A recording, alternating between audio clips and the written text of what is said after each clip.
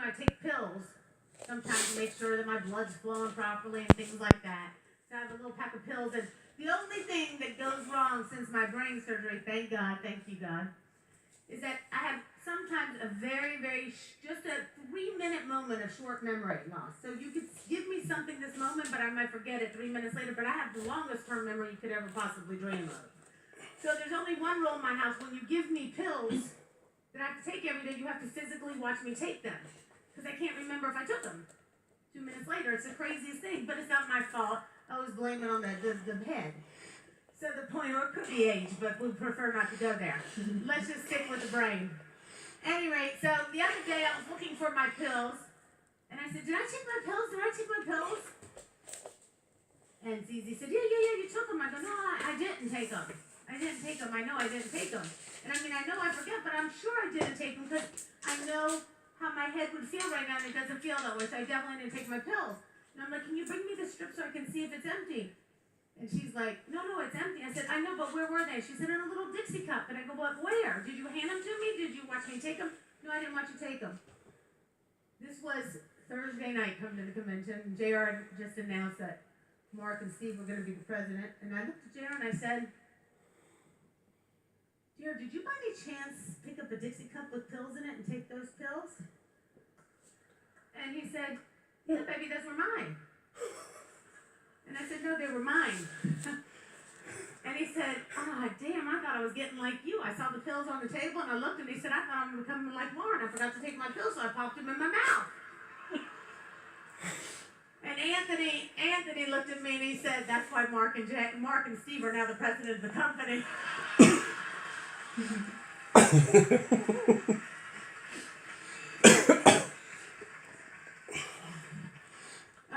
Stop making the excuse you don't have the time, because you don't know when your time is up.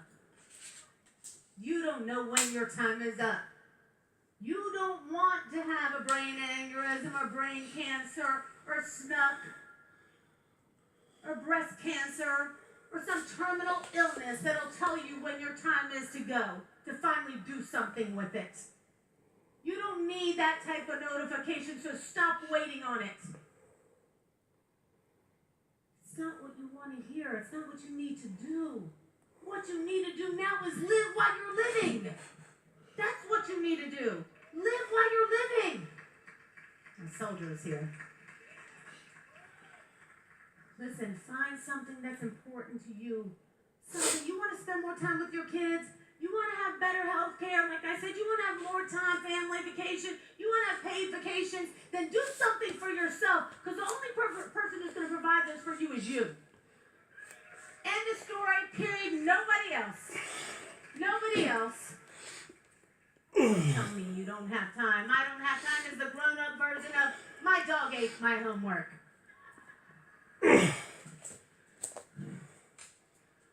I get it. You have money issues at home. You're in credit card debt. You're working 4 to 6 months of your life to pay your taxes. What kind of life is that? We all got the same life. We all got to pay taxes, unfortunately. But when you're an entrepreneur, you get to write off a lot of expenses. And when you're working for yourself, somehow it's not so bad because you don't have to live paycheck to paycheck anymore, and you get to decide when you want to go, where you want to go, just like Gary Rogers said, his calendar's empty to fill it up as he pleases. So if you put in the time now, just like you saw Elizabeth and Bobby and Tony and Pam, those people, Frank and Gingy, and those pictures from our first national convention, and you fill up your days right now with the things you can do from home anyway. The things you can do from home anyway, you can live just like they live today. You can live just like you live today. There's no tricking here. There's no secret to that. It wasn't like, hey, let's all bluff somebody and show up here. All those things are real. They all happened. And they all did the process. They all took the steps. Oh, you want to get out of debt, you want to spend less than you earn. That's what I believe. See, most people will tell you, and that's what this company believes. Most people will tell you, fake it till you make it. Jared's always believed to spend less and live below your means, so when opportunity arises, you have the money to do what you want to do. Stop faking it till you make it. How about living living within your means and saving a little bit of money. So when the time comes and you want to buy some products because you want to join a great company like Market America, you have the money to do it. That's right. That's right, babe. Let me tell you something. When you live below your means and you have a little bit of money put away, so when opportunity knocks, you can do something, you get to live a lot less stressful. You get to live a lot less stressful. So if you found something like this and you had 3 months of money in the bank, or even 3 to 6 months worth of money in the bank, and you were going to give it all you got and put blinders on like we did, like they did in the beginning, like they did, like all of these millionaires right here, and you put blinders on, you could change your life in 3 to 6 months. You could fire your boss if you wanted to. If you were living below your means and you had 3 months to pay the mortgage, you could fire your boss and say, you know what, I'm tired of working for you and living someone else's dream. I'm tired of working for somebody who's not even nice to me. But you'll keep doing it. Because for some reason that appears easier to you. Some people think getting up in the morning, going to work, getting in the car, the same people, the same stoplight every single day, going to work, talking to the same people, talking about how they hate their job, how everything in life is miserable. Nobody talks at home to me anymore. My husband and I haven't talked in a week. We certainly haven't had sex in a year, and things are really bad at home.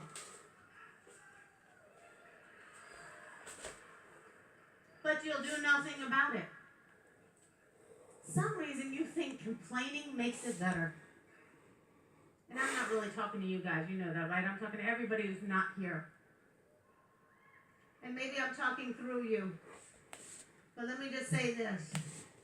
Even if you're living that life at home, and your husband or your wife is not here with you today, and you're not doing the things you want because you don't have a positive life at home, then go home and work on it. And get things right. And if they're not listening to you then, if they're not paying attention to what you want then, get rid of them. Get rid of them. And I will tell you that from my heart. Let me tell you why. Because you're not here to live somebody else's life. You only get to live your own. You only get this one life. You might get others, and I believe that we possibly do, but this is the one that matters most because we're together. Do something with your life. Don't let somebody else take advantage of you and make you what they want you to be rather than what you want to be. Don't do that. Don't do that. Don't do that. Don't let somebody who's not supportive of you, who says, you know what, I'm not willing to come and support you, tell you what you can or cannot do. You were not born to live for them. You're born to live for you. You're born to live for you. And yet, we waste money on things that we don't need. Money we don't have to impress people we don't like. I always find that funny. Why? Why would you, first of all, go anywhere to impress anybody you don't like? I would never go anywhere. I tell JR, sometimes JR will say to me, so-and-so invited us over to their house. I go, I'm not going. And I'll be like, why? I'm like, you know I don't like them. Do I not? And they'll say, yeah, I know, but maybe, no, maybe nothing. I know if people are good or bad. And I'm not going over to anybody's house that makes us feel bad or makes us feel like, oh, well, things are never bad for you because you guys are rich. No, we work every day. And whatever happens to us, we're blessed with because our job is to help other people do the same. That's our job. Right, baby? That's our job. And I love it. So, anyway, I told you I don't want to do those things anymore to us. Just putting ourselves in those environments don't work for us because the last time we did it, we were trying to be nice and we got all dressed up to go to a bunch of people's house that we knew we didn't really like so much. But you know, they were the people that you should be hanging around with supposedly. I was like, Darren and I was so dressed up trying to impress people we didn't like. We walked in the room and the guy's like, oh, JR, how you doing? Haven't seen much of you lately. think you're such a big shot, huh? You don't have time to hang out with your friends anymore? Where you been, JR? He goes, well, come to think about it. JR looks at him and goes, come to think about it, you know what, Tim? I haven't seen you in a while. I haven't seen you at the bank either.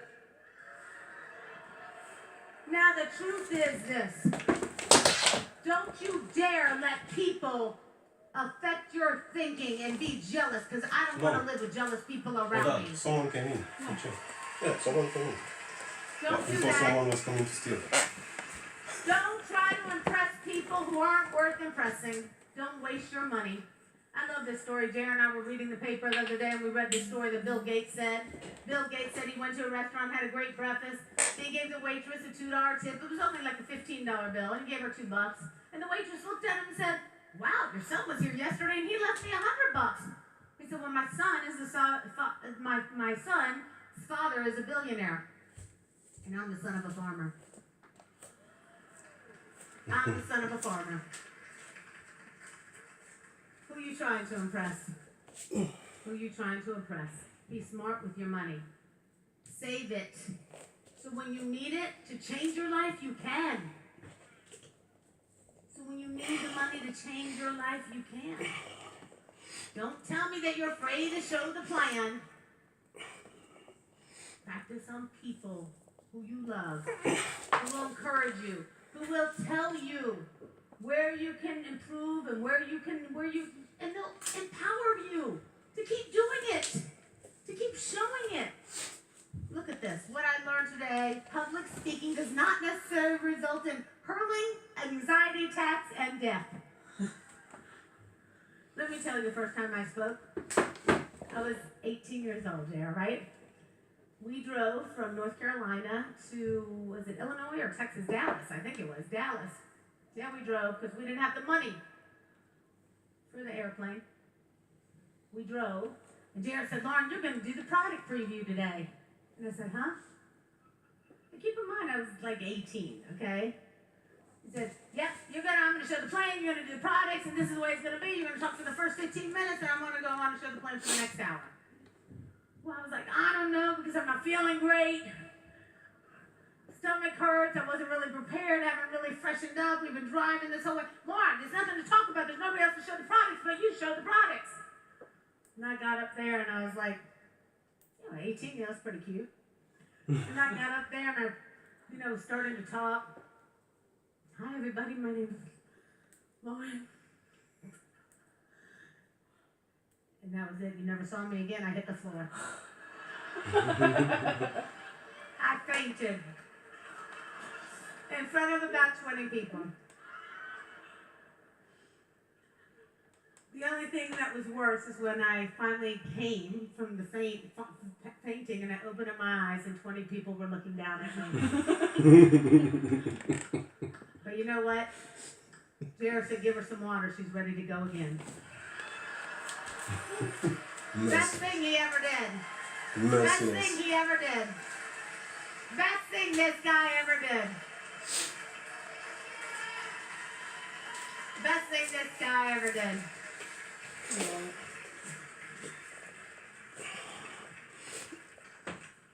Don't you dare be afraid to speak. I promise you, you won't die.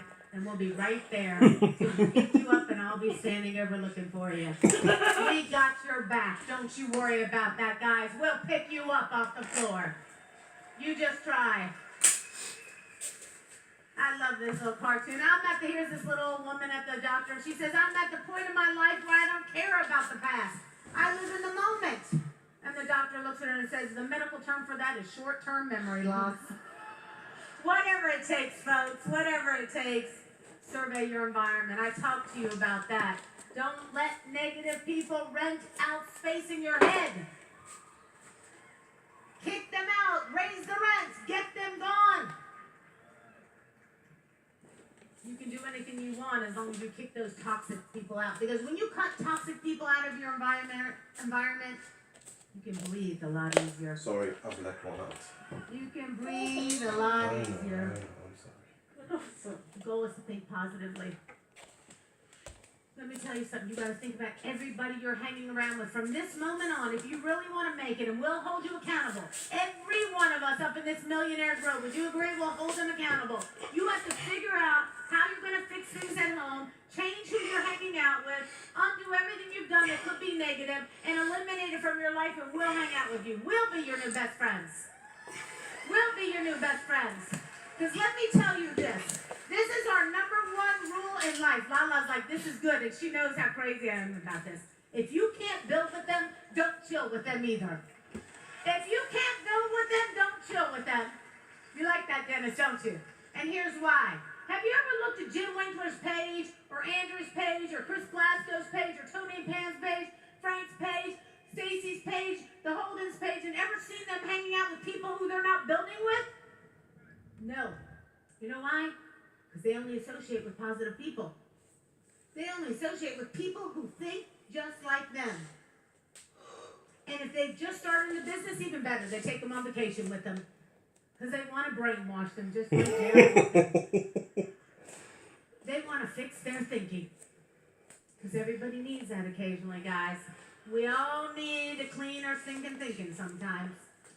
We all need a tune-up. That's why we're all here, right? To refresh our batteries and keep on going. If you find yourself the smartest person in the room, something's wrong. If you're the smartest person in the room, something's wrong, right? I always want to hang around the most passionate, positive, brilliant people all around me. Because I want to learn from them. I want to pick their brain. I want to fill myself with their energy. Those are the people I want to hang around with. Those are the people I want around me. I love when we all get to spend time together. When we get to finally take a break, we're taking a break with these guys. Join us. There's space for you. There's a place for you. We have a place for you. Stop saying you have the perfect family. I have the perfect family, said no one ever. Nobody has the perfect family. Jared knows I have this pillow in our house in the Bahamas. It says, remember, as far as anyone knows, we're a normal family. People come over to my house. Hi, we're the Reiningers. So nice to meet you. We're the most dysfunctional, not normal family you'll ever meet in your life. But we have a lot of love. And we're happy, and we make dreams come true, and we changed our life. And we're living proof if we can do it, you can do it. We're living proof if we can do it, you can do it. We're not normal. Let me tell you something, we're not normal. People say all the time, I love my children. Where's Dwayne? Dwayne, can you come over here a little bit so I can see you? Because I love to refer to you. Beautiful children, Dwayne. Dwayne is your stepson? They'll sometimes go through something. Son-in-law, sorry. Which is not much, because they're so great at being mature and grown up, and they figure things out on their own. But occasionally, Dwayne and Amber, which is a rare occasion, they may call me and say, hey, Mom, can you come downstairs? We're having a dispute. We want to just talk to you about it. And Dwayne asked me just a few months back, hey, Mom, what's it like to be, how do I be a normal family? What do I need to do? And I said, baby, let me tell you something. Normal is whatever works for you. Normal is whatever works for you. Because nobody should tell you what's normal. If you guys get to see each other, if your kids go to bed at midnight because you're working during the day, you're Market America business, and you want to keep them up late at night so you can spend time with them, that's normal. And if you and your wife make sure that you spend all day together because you decide working together is the way you want to do things, that's normal.